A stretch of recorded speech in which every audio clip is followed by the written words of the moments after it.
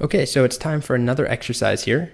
This time we're doing something slightly different. I'm going to give you a bunch of data for Pokemon. Actually, the 3 starting Pokemon for the original Pokemon games. Does not matter if you have no idea what I'm talking about.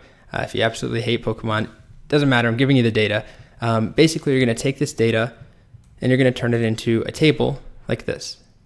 So this table is a chart. It has an image for each Pokemon, a name, a type, and what each Pokemon evolves into.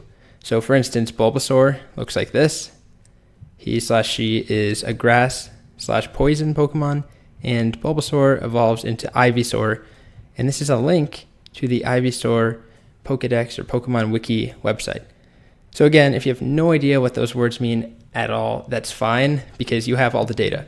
So this is more about taking the data that I'm giving you and translating it into a table. So again, the data, we have a name, we've got an image, URL, we've got type, and then evolves to is both a name and a URL. Because remember, to make a link, you need some text to show up, but you also need the URL that you're linking to. All right, so go ahead, give this a shot.